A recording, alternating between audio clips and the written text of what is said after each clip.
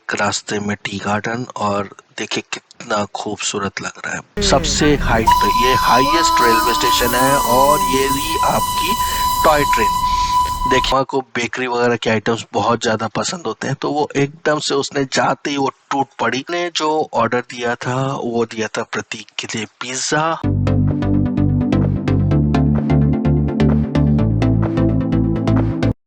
Hey good morning guys, welcome to the Hindustani family reaction. तो जी, जैसा कि आप सब जानते हैं कि अभी हम लोग अपने गैंगटॉक और दार्जिलिंग के टूर पे हैं। गैंगटॉक का ऑलरेडी हमारा टूर कंप्लीट हो गया है, तो ब्रेकफास्ट के लिए चलते हैं और आज फटाफट ब्रेकफास्ट करके हम यहाँ से निकलते हैं, क्योंकि हमें 5 घंटे का ऑलरेडी रास्ता कवर करना है। तो जी, हमारे ड्राइवर साहब आ चुके हैं और बहुत हेक्टिक जर्नी होगी। 5 घंटे का रास्ता है। दार्जिलिंग का रास्ता जो है वो बिल्कुल स्टीप चढ़ाई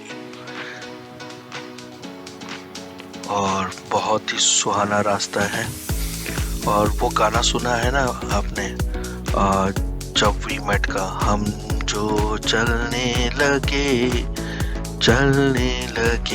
हैं ये रास्ते, हाँ हाँ हाँ, मंजिल से पहले चलने लगे ये रास्ते। तो ये रास्ते जो है आप इसको एंजॉय करिए बजाय डेस्टिनेशन को, क्योंकि आसपास इतना सुंदर खूबसूरत वादियाँ है। तो जी थोड़ी देर में हम लोग पहुंच जाएंगे एक खूबसूरत से टी गार्डन में। रास्ता है, अभी हम लोग जा रहे हैं दार्जिलिंग के रास्ते में। देखिए ये हंसी वादी आपको दिख रही है। तो नेचर इतना खूबसूरत है, एकदम अनटच्ड, ऐसा लगता ही नहीं है कि कोई पॉल्यूशन है। आपकी सेहत जो है वो पहले से बहुत अच्छी हो जाएगी। यहाँ पे जो आबो हवा है, यहाँ की हवा, यहाँ का एनवायरनमेंट, यहाँ के आसपास की हर चीज़ बेहतरीन है। नीचे देखिए वो दूर जो दिख रहे हैं आपको, वो सब आपका टी गार्डन है। कहीं टी गार्डन पे अभी मौका मिलता है तो मैं आपको रुक के दिखाऊंगा, ठीक है?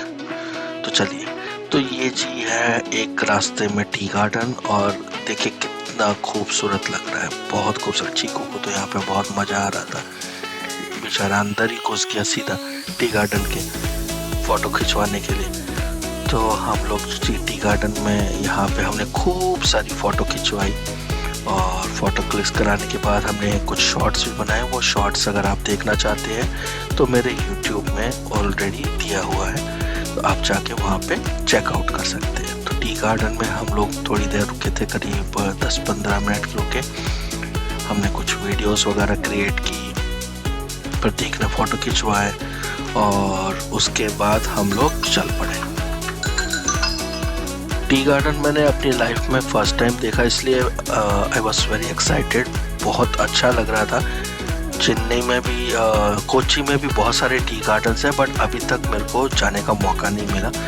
बट डेफिनेटली मेरा जो अगला व्लॉग होगा वो कोच्चि का ही होगा, कोच्चि मुन्नार का ही होगा। तो आप लोग बस यूं ही अपना प्यार देते रहिए और मेरे चैनल को सब्सक्राइब करिए, ठीक है? लाइक करिए और कमेंट्स भी ज़रूर करिए, ताकि मुझे पता चलेगा कि आप लोगों को मेरी वीडियोस कैसी लग रही है। बहुत लोगों ने मुझे कहा कि सुजीत जी अब आपके लिए बहुत लेट हो गया है यूट्यूब पे वीडियोस बनाना, बट मुझे लगता है कि मुझे अपने पैशन को जस्ट फॉलो करना है। लेट हो या जल्दी हो मुझे उससे कोई फ़र्क नहीं पड़ता, बस मुझे अपने पैशन को फॉलो करना है। सब्सक्राइबर अपने आप आ जाएंगे, मेरे साथ के दोस्त अपने आप आ जाएंगे, और मेरे जैसे ऐसे बहुत सारे लोग होंगे जिन्हें हो सकता है कि मेरी वजह से मोटिवेशन भी मिल रही होगी। मैं उन्हें कहना चाहूँगा कि यार कोई भी टाइम जल्दी या लेट नहीं होता। अगर आपका मन है यूट्यूब पे वीडियो बनाना, व्लॉगिंग करना, तो आप ज़रूर करिए, ठीक है? दूसरों के बातों को अनसुना करिए, जो आपको डीमोटिवेट कर रहे हैं उनकी बातों को सुनने की ज़रूरत नहीं है। तो आप जाइए और अपनी लाइफ को खुल के जिए, मैं बस आपसे यही कहूँगा। तो जी जैसे जैसे हम आगे बढ़ते गए रास्ता और सुहाना होता चला गया। जैसे हम दार्जिलिंग के पास पहुँच रहे थे, बहुत सारी हम लोगों ने वीडियोस बनाई, बहुत सारी जगह जहाँ पे बहुत सारे पेड़ थे। मुझे नहीं याद आ रहा कि ये पेड़ कैसे, बट हमारे ड्राइवर साहब ने बताया था कि ये पेड़ अंग्रेजों के टाइम पे जापान से लाके लगाए गए थे ताकि ये जगह जो है और ज़्यादा हरियाली वाली हो। तो इस वजह से इन पेड़ों को यहाँ पे लाके लगाया गया था। और उन्होंने ये भी बताया कि सर्दियों के दिनों में अगर आप इन पेड़ों के नीचे खड़े हो जाएंगे तो आपके ऊपर हल्का हल्का पानी हर समय गिरता रहेगा। तो ये मेरे लिए बड़े ही हैरानी की बात थी जो उन्होंने मुझे बताई। हमारे जो ड्राइवर साहब थे, ही वॉज वेरी इंटेलिजेंट। उनके बारे में एक चीज़ बड़ी अच्छी थी कि वो हमेशा अपने साथ जो भी उनके साथ टूरिस्ट होते हैं उनको पूरी तरह से एंटरटेन करते रहते, उन्हें आसपास की जगहों के बारे में बताते रहते।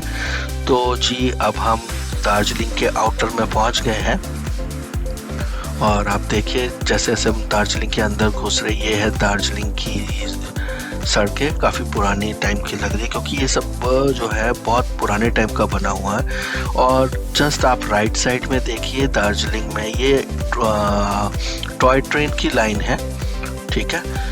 तो ये टॉय ट्रेन की लाइन है जिसपे अगर आपको सवारी करनी है तो आप कर सकते हो। और इसके लिए जो ट्रेन आपको मिलेगी वो नी जलपाईगुड़ी से मिलेगी। और जी बेहतरीन बेहतरीन बेहतरीन ये है घूम स्टेशन जो इस वक्त सामने से निकल रहा है। जी हाँ, घूम स्टेशन ये हमारे इंडिया का सबसे हाइट पे बना हुआ रेलवे स्टेशन है। जी हाँ, सबसे हाइट पे, ये हाईएस्ट रेलवे स्टेशन है। और ये रही आपकी टॉय ट्रेन। देखिए बहुत अच्छा लग रहा है। मतलब मैं लास्ट टाइम जब आया था तब मैं इस टॉय ट्रेन को ठीक से देख नहीं पाया क्योंकि उस समय बहुत ज़्यादा फॉगी वेदर हो रहा था। तो चलिए आगे बढ़ते हैं। और अब जो लाइन है देखिए आपके लेफ्ट साइड में आ चुकी है। और आगे बढ़ते हैं और थोड़ा सा और आगे बढ़ने के बाद हमारे को मिलेगा यहाँ पे दार्जिलिंग रेलवे स्टेशन। और हमारा जो होटल जो इस बार हमने बुक किया है वो ऑलमोस्ट मॉल रोड के बिल्कुल सामने किया है, जहाँ से हमारा मॉल रोड हार्डली कितने मिनट का डिस्टेंस बोलूँगा मैं, 15 से 20 मिनट का वॉकिंग डिस्टेंस है। तो हम लोग उसके लिए पहुंचने ही वाले हैं। जस्ट थोड़ी देर बाद हमारा जो है दार्जिलिंग का रेलवे स्टेशन आ जाएगा। तो जी मैं तो बार बार यही बोलूँगा कि आप लोग ज़रूर घूमने आइए। दिल्ली घूम लिया, शिमला घूम लिया, मनाली घूम लिया, कश्मीर घूम लिया, लेकिन कभी आओ हमारे वेस्ट बंगाल में दार्जिलिंग में और गैंगटॉक में भी आइए जो कि सिक्किम में है। और आके यहाँ की भी नेचर का लुत्फ़ उठाइए, ठीक है। तो जी आगे बढ़ रहे हैं, हमारी गाड़ी आगे बढ़ती जा रही है। और हमारा जो सफ़र है, पूरा ट्रिप जो ये था, ये 5 डेज का ट्रिप था जिसमें हमने लगभग 3 दिन हमने सिक्किम में गुजारे और लगभग 2 दिन हमने गुजारे यहाँ पे दार्जिलिंग में, ठीक है। दार्जिलिंग मुझे प्रतीक को भी दिखाना था इसलिए हम दोबारा से आए हैं क्योंकि इससे पहले मैं 2000 में भी 4-5 के आसपास आए थे। तो काफ़ी पुराना टाइम हो गया। और उसके बाद से मैं ये है हमारे यहाँ दार्जिलिंग की सबसे बड़ी मोनेस्ट्री जो कि राइट साइड में निकल रही है। और ये दार्जिलिंग की सबसे बड़ी मोनेस्ट्री है। जैसे सिक्किम में था रूमटेक मोनेस्ट्री, वैसे ही दार्जिलिंग में ये सबसे बड़ी मोनेस्ट्री है। तो जी रास्ते में हम चल पड़े। और सबसे बड़ी अच्छी बात क्या है कि दार्जिलिंग जो है बहुत ही अफोर्डेबल है। यहाँ पे होटल्स वगैरह जो है बहुत सस्ते हैं। हमने जो होटल किया था वो रफली 2-2.5 हज़ार रुपये का मिला था जो कि हमने पैकेज टूर में कराया था। मुझे लगता है कि अगर कुछ लोग अपना खुद से एक्सप्लोर करेंगे तो उन्हें ये होटल्स और भी सस्ते मिलेंगे, स्पेशली जब ऑफ सीज़न होता है तब। क्योंकि हम लोग जो आए हैं यहाँ पे बहुत ज़्यादा भीड़ भाड़ भी नहीं थी इस समय और मुझे होटल्स ज़्यादा एक्सपेंसिव लगे नहीं और उस हिसाब से फैसिलिटीज़ भी काफ़ी अच्छी दी गई है। तो आप लोग भी अगर आना चाहते हैं तो आप आइए। और मैं गया था सिक्किम में और दार्जिलिंग में हम लोग आए हैं। 3 तारीख को हम लोगों ने फ़्लाइट पकड़ी थी और दोबारा जो रिटर्न फ़्लाइट थी हमारी 8 तारीख की फ़्लाइट थी। तो जी ये देखिए राइट साइड में ये देखिए लोको शेड है।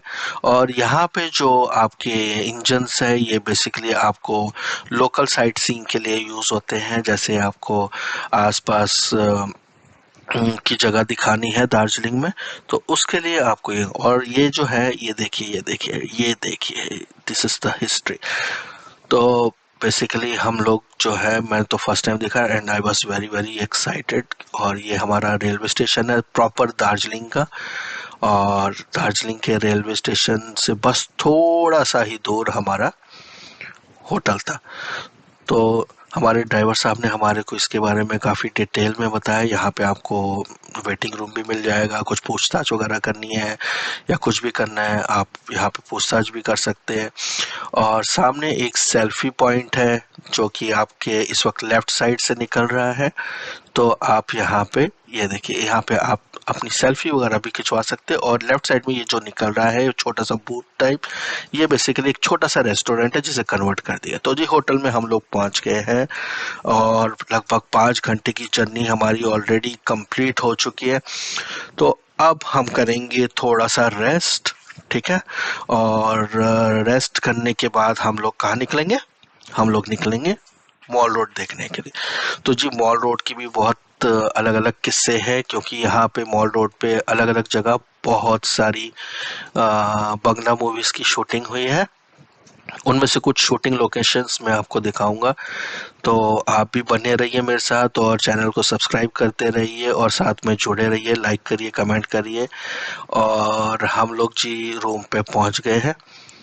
रूम में पहुंचने के बाद रूम काफ़ी कंफर्टेबल लगा, सारी चीज़ें बहुत वेल मैनेज थी, बेड्स, उसके बाद सबसे ज़्यादा जो मुझे लगता है कि एक होटल में जो सबसे ज़्यादा चीज़ लोगों को ध्यान देने की ज़रूरत है वो होती है वॉशरूम, और हर किसी को भी चाहिए होती है। तो वॉशरूम बिल्कुल नीट एंड क्लीन थे, बहुत हाइजीनिक थे, मतलब कोई इसमें प्रॉब्लम नहीं थी।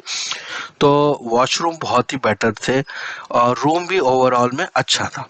तो मतलब मेरी तरफ से 5 में से मैं 4 की रेटिंग दूंगा, 5 में से 4 की रेटिंग मिलेगी। और ओवरऑल में सब कुछ रूम का बढ़िया था। शोमा को भी रूम बहुत पसंद आया। हमने ये सब जो टिकट्स वगैरह बुक किए थे, ये एक ट्रैवल एजेंट के थ्रू बुक किए थे। तो अगर आप इसको, इन सब रूम्स को डायरेक्ट बुक कराएंगे तो मुझे लगता है कि आपको ये ऑलरेडी काफ़ी सस्ता मिलेगा। मुझे रफली कॉस्ट आया इसका 2500, जिसमें आपका ब्रेकफास्ट भी इंक्लूडेड था। अगर आप खुद से बुक कराएंगे, थोड़ा सा एक्सप्लोर करेंगे, तो आपको ये चीज़ें और सस्ती मिलेंगी। तो चलिए जी, हम पहुंच गए हैं मॉल रोड के ऊपर और आप देख ही रहे हैं चीकू बहुत एक्साइटेड है। चीकू अपनी मम्मी और हमारी शोमा मैडम जो है ऑलरेडी घुस गई है शॉपिंग करने के लिए। तो शॉपिंग करने के लिए मुझे लगता है कि यहाँ पे आपको बहुत कुछ मिलेगा। खैर हम लोग तो दिल्ली से हैं, तो मुझे लगता है कि दिल्ली में हमारे कपड़े वगैरह जो है वो काफ़ी सस्ता मिलता है। बाकी आप लोग भी एक बार जाइए मॉल रोड पे, जाके चेकआउट करिए और यहाँ से कुछ शॉपिंग करना चाहते हैं तो शॉपिंग करिए, आपको भी अच्छा लगेगा यहाँ पे। और वैसे एक बात है कि कपड़ों की क्वालिटी मुझे अच्छी लगी, ओवरऑल कपड़े की क्वालिटी जो थी यहाँ पे काफ़ी अच्छी थी, मुझे उसमें कोई दिक्कत नहीं लगी। तो खैर हम तो सामान अपना सारा भर भर के बैग में लेके आए थे, ये सोच के कि इस समय बहुत ठंड पड़ेगी, बट अनफॉर्चुनेटली हमारे को, जैसे हम दिल्ली वाले हैं, तो हमें बहुत ज़्यादा ठंड गैंगटॉक में लगी नहीं। हमारे को ठंड सिर्फ नाथुला पास में लगी थी, बट ओवरऑल में हमारे को सिक्किम में इतनी ठंड नहीं लगी। दार्जिलिंग में थोड़ी ठंड थी। तो ये जी दार्जिलिंग का मेन पॉइंट आ गया है, और पर्टिकुलर इसी जगह पे बहुत सारी मूवीज की शूटिंग हुई है। अगर आप थोड़ा सा एग्जांपल दूं तो बंगला में एक डिटेक्टिव मूवीज की सीरीज आती है एकेन बाबू। एकेन बाबू की बहुत सारी मूवीज जो है पर्टिकुलर इस जगह पे शूट हुई है। इसके अलावा मॉल रोड पे एक बेकर्स हाउस है ग्लेन, तो वहाँ पे भी शूटिंग हुई है। और एक और जगह है कैलवर्ट्स या कैलवेट, ऐसी कुछ नाम है, मैं एग्जैक्टली नहीं मुझे नाम याद आ रहा, वीडियो में आपको आगे मैं शो करूँगा। तो इन सब जगहों पे दार्जिलिंग स्पेसिकली एक ऐसी जगह है जहाँ पे बंगला मूवीज की बहुत ज़्यादा शूटिंग होती है। इवन सिक्किम में भी बहुत ज़्यादा शूटिंग होती है।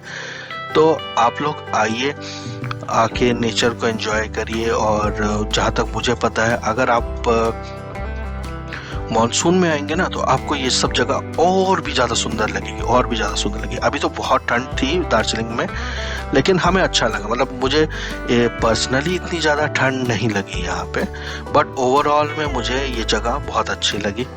सिक्किम और ज़्यादा बढ़िया थी। ठीक है, तो अगर आप न्यू जलपाईगुड़ी से आना चाहते हैं तो आप बाय टॉय ट्रेन भी आ सकते हैं, बाय शेयरिंग वाले जो आपकी क्या बोलते हैं जीप है, जीप से आ सकते हैं। और शेयरिंग वाली जीप्स के जो है रेट भी बहुत ज़्यादा नहीं है, मेरे ख्याल से 600 रुपये के आसपास है। और अगर आप वैगन आर करके अपनी प्राइवेट टैक्सी में बुक करा के आना चाहते हैं तो उसका जो किराया है लगभग 2,500-3 हज़ार रुपये का किराया है।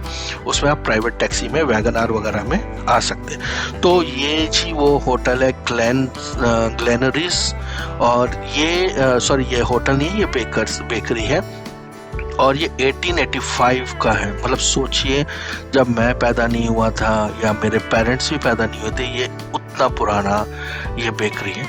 तो अंदर जाने के बाद हमें एम्बियंस जो है बहुत ही सुंदर लगा, काफ़ी अच्छा बना हुआ था और काफ़ी मैनेज्ड वे में था।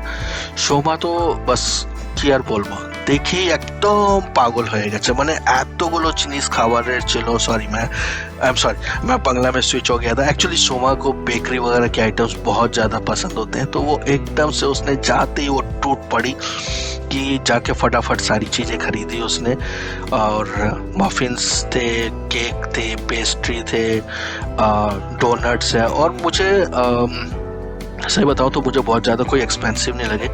तो हमने इतना सारा जो आइटम लिया था, ये शायद हमारा 600 रुपीज़ के आसपास इसका ओवरऑल 600 था या 500 रुपीज़ था ओवरऑल इसका बिल आया था। तो मुझे टू बी वेरी फ्रैंक बहुत ज़्यादा कॉस्टली लगा नहीं कि भाई बहुत ज़्यादा कॉस्टली है, क्योंकि आपका ये एक टूरिस्ट डेस्टिनेशन है, तो ऐसा मुझे कुछ लगा नहीं। और ओवरऑल में मुझे बहुत अच्छा लगा, खाने में टेस्ट भी बढ़िया था। आप इनको लेके वहीं पे बैठ के भी खा सकते हो, आप चाहो तो पैक करा के ले जा सकते हो, और पैक करा के घर जाके या होटल में जाके वहाँ जाके खा सकते हो। तो हम लोगों ने तो इसको पैक कराया, और पैक कराने के बाद हम इसको अपने होटल ले गए, और होटल में ले जाने के बाद ही खाया। तो शोमा जी देखिए, सोमा ने अपनी बकेट पूरी भर ली है, और प्रतीक भी दिखा रहा है इसमें। टोटल आइटम जो दिख रहे हैं मुझे 5-6 आइटम दिख रहे हैं। तो जी चलिए थोड़ा सा बिलिंग करवा लेते हैं, और बिलिंग कराने के बाद हम चलते हैं। मुझे थोड़ा सा उस समय भूख भी लग रही थी, तो हमने सोचा कि चलिए यहीं पे बैठ के खा लेते। तो हमने जो ऑर्डर दिया था वो दिया था प्रतीक के लिए पिज़्ज़ा, मैंने अपने लिए ऑर्डर दिया था एक टी, दार्जिलिंग टी, और शोमा ने जो ऑर्डर दिया था वो दिया था एक कॉफ़ी। तो और सॉरी एक ऑमलेट भी था। तो हमें तो ओवरऑल सब कुछ बहुत बढ़िया लगा। अच्छा, एक बड़ी खास बात बताता हूँ। यहाँ पे जब आप टी के लिए ऑर्डर करेंगे तो टी आपको सब अलग अलग आएगी। फॉर एग्जांपल आपको जो ब्लैक टी है वो अलग मिलेगी, शुगर अलग मिलेगा, मिल्क अलग मिलेगी, आपको सब कुछ खुद ही मिला के पीना पड़ेगा। तो और अगर आप मसाला टी ले रहे हो तो फिर तो कोई बात ही नहीं है, बट अगर आप नॉर्मल टी ले रहे हो तो आपको सब कुछ खुद ही उसी समय मिलाना है और मिला के पीना पड़ेगा। ठीक है, तो खैर मुझे तो आदत नहीं है वैसे, क्योंकि तो मुझे उतना वो टी उस समय अच्छा नहीं लगा, बट मिलाते मिलाते भी ठंडा हो गया था क्योंकि ठंड थी वहाँ पे। तो जी हम ग्लेन से बाहर आने के बाद कुछ फोटो हम लोगों ने खिंचवाया, और खिंचवा के हम थोड़ा सा आगे मॉल रोड पे उतरने लगे वापस। तो लोगों को मैंने बहुत सारा देखा कि सॉफ्टी वगैरह खा रहे थे, तो मेरा भी मन किया, चीकू का भी मन किया कि चलिए सॉफ्टी खाते हैं। तो हम लोग सॉफ्टी के लिए कौन सी शॉप है वो ढूंढने लगे। तो ढूंढते ढूंढते हम लोग जो है धीरे धीरे करके नीचे निकलने लगे, तो हमें पता ही नहीं चल रहा था। तो हमें एक बंदे ने बताया कि कैवेंटर्स नाम है। जी हाँ, बिल्कुल कैवेंटर्स नाम है, और कैवेंटर्स का जो खाना है वो बड़ा फेमस है। आप यहाँ से सीधा फर्स्ट फ्लोर पे जाइए, और यहाँ पे भी एकेन बाबू की बहुत ज़्यादा शूटिंग्स हुई है। आप कभी भी देखना, एकेन बाबू इन दार्जिलिंग वाली जो शायद एक एपिसोड है उसमें आप जाके देखिए, इसी के रेस्टोरेंट के छत के ऊपर वो फिल्माया गया है। तो आप भी जाइए और आप जाके अपने इस दार्जिलिंग ट्रिप को एंजॉय करिए। हम लोगों ने सॉफ्ट टी ले ली और अब खाते खाते नीचे बढ़ रहे हैं। और जी अब ऑलरेडी हम लोग काफ़ी थक भी गए थे, तो हम लोगों ने सोचा कि ब्लॉग को यहीं पे एंड करते हैं। आप लोगों को ये ब्लॉग कैसा लगा प्लीज़ लाइक करिए, शेयर करिए, सब्सक्राइब करिए और फटाफट इसको ज़्यादा से ज़्यादा वॉच करिए, ठीक है। तो आज के लिए इतना ही। कल हमारे को यहाँ से निकलना है दार्जिलिंग से, तो आज जाके हम घर में सामान पैक कर दें। Okay bye.